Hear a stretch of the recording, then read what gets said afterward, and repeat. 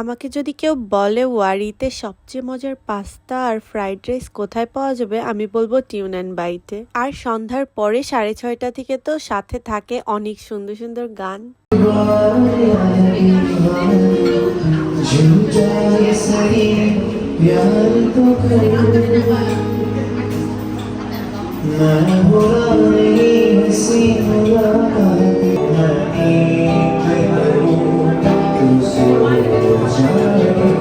আমরা 1-1.5 বছর আগে গিয়েছিলাম টিউন অ্যান্ড বাইটে। তখন আমিরা অনেক ছোট ছিল, আর তখন আমিরার একটা ফ্রেন্ড হয়েছিল। আমিরার ফ্রেন্ডটা আর আমিরা মিলে স্টেজে গিয়ে নেচেছিল। আমাদের এই পেজেই কিন্তু ওই ভিডিওটাও আছে। হ্যালো এভরিওয়ান, কেমন আছেন সবাই? আশা করি সবাই ভালো আছেন। আমিরা বাইরে যাওয়ার জন্য এত বেশি এক্সাইটেড ছিল, আর গিয়ে দেখি মেয়েটারই একদম ঘুম পেয়ে গিয়েছে। ওর ঘুম পেয়েছে দেখেও মন খারাপ লাগছিল যে ওর জন্যই গিয়েছি, আর ওরই যদি ঘুম এসে যায় তাহলে কি দিয়ে কি হবে। গিয়েই তাড়াতাড়ি করে খাবার অর্ডার করে দিচ্ছিলাম, আর আমিরাকেও বলছিলাম তোমার যেটা ভালো লাগে সেটাই অর্ডার করো। আর আমিরা সবসময় ছবি দেখে উল্টাপাল্টা সবকিছু অর্ডার করতে চায়। মানে ও অর্ডার করতে চাইলে ঠান্ডা ঠান্ডা এটা সেটা উল্টাপাল্টা অর্ডার করতে চায়। আমি ফ্রাইড রাইস আর পাস্তা সিলেক্ট করে দিয়েছিলাম। আমিরার বাবাকে বলছিলাম দেখতে যে ঠিক আছে কি না।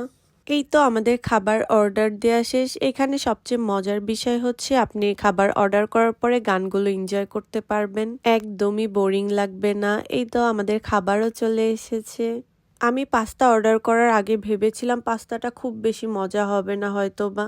আমি আশাও করতে পারিনি পাস্তাটা এত বেশি মজা হবে। আমিরার বাবার খাওয়ার এক্সপ্রেশনে কিন্তু আপনারা বুঝে যাবেন যে খাবারটা অনেক বেশি মজা। আর আমিরা মনে করেছিল অনেক বেশি গরম হবে, আর আমিও বলছিলাম একটু ওয়েট করো। আমিরার তো একদমই অস্থির লাগছিল। আমিরার অনেক পছন্দের খাবার পাস্তা, সে সামনে রেখে বসে থাকতেই পারছিল না। আমিও গাল পুড়ে যাওয়ার ভয়ে খাওয়াতে ভয় পাচ্ছিলাম, তারপরেও ভাবলাম ফু দিয়ে দিয়ে খাইয়ে দেই বেচারিকে। সে মুখে নেয়ার পরেই বলছিল এটা পুরোটা আমি খাবো, তুমি কিন্তু একদম খাবা না মাম্মাম। আমিরার বাবার একটা স্বভাব আছে, এর আগেও মনে হয় আমি বলেছিলাম, মানে খাবার দেখলে এদিক ওদিক কোনো দিকে আর তাকায় না। কে খাচ্ছে না বা কিছু হয়েছে কি না কিচ্ছু দেখে না। আসলেই পাস্তাটা এত বেশি মজা ছিল, আমার এডিট করতে বসেও খেতে মন চাচ্ছিল। আর পাস্তার সাথে একটা সস দেয়, ওইটা মিক্সড করে খেলে আরো বেশি মজা লাগে। এই তো এখানে পাকনা বুড়িটাও সসটা মিক্সড করে খাচ্ছিল, মাশাআল্লাহ। আবার বড় মানুষের মতো কি সুন্দর করে বলছিল যে সস মিক্সড করে খেতেই বেশি মজা মাম্মাম। দিন যাচ্ছে আর একটা পাকনা বুড়ি হয়ে যাচ্ছে, মাশাআল্লাহ। একটা দাঁত তো নাই হয়ে গিয়েছে। এই তো আমাদের ফ্রাইড রাইস চলে এসেছে, আর পাস্তা খাওয়ার পরে এমন একটা অবস্থা ছিল যে পেটের বেশিরভাগ অংশই ভরে গিয়েছিল। আর আমিরা তো আমার ফ্রাইড রাইস খাওয়া দেখে খুশি হয়ে গিয়েছিল। ও ভেবেছিল ওর থেকে তো আর পাস্তা নিব না, আমি ফ্রাইড রাইসই খাবো। আমি ওকে বারবার বলছিলাম যে ফ্রাইড রাইস আমার থেকে নিয়ে খাও, মজা অনেক। ফার্স্টে তো সে একদমই রাজি হচ্ছিল না আমার কথায়, তারপরে ওর একটু মনে হয়েছে টেস্ট করে দেখবে। ফ্রাইড রাইস মুখে নেয়ার সাথে সাথেই ওর পছন্দের তালিকা চেঞ্জ হয়ে যাবে এখনই। অন্য জিনিসের স্বাদ পেলে মানুষের কেমনে পছন্দ পরিবর্তন হয় দেখেন সবাই শুধু। ও তো আমাকে পাস্তা দিয়ে দিয়েছে যে এটা তুমি খাও, আমি ফ্রাইড রাইস খাচ্ছি, মানে ভাবা যায়। আমিরা অনেক কষ্ট করেও মাংসটা ছিঁড়তে পারেনি, আর আমি বারবার ওর বাবাকে বলছিলাম, মানে ওর বাবার কান পর্যন্ত কথা যাচ্ছিলই না, মানে খাওয়ার সময় কিছু শোনেই না সে। আমি কিন্তু কয়েকবার ডেকেছি, আবার আস্ক করেছি কেমন লাগছে, ভালো লেগেছে বলেছে, মানে শুনেও না শোনার ভান করে আর কি। পরে অবশ্য তার বাবা তাকে হেল্প করেছে, ওইটা আর ভিডিও করা হয়নি। আমিরার এত বেশি কাশি, তার উপর দিয়ে হচ্ছে অ্যান্টিবায়োটিক খাচ্ছে, আর কোক খাওয়ার জন্য পাগল হয়ে যায় সে। অল্প অল্প করে আমিরাকে দিচ্ছিলাম নর্মাল করে, আমিরার একদমই ভালো লাগছিল না। এইবার টিউন অ্যান্ড বাইটের সবার বিহেভিয়ার নিয়ে কিছু বলি। এত ভালো বিহেভিয়ার সবার যা বলার মতো না।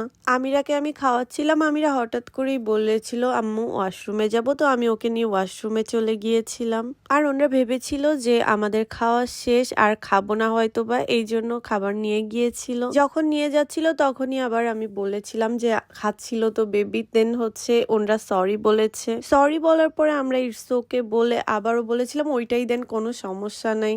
আর ওনার হাতেই ছিল, কোনো সমস্যাই ছিল না, তবুও ওনারা ওই প্লেটটা আর দেয়নি, নতুন করে আর একটা প্লেট সাজিয়ে দিয়েছিল। ওনাদের ব্যবহার অনেক ভালো, সাথে খাবারও অনেক ভালো, আর পরিবেশটা এত বেশি ভালো।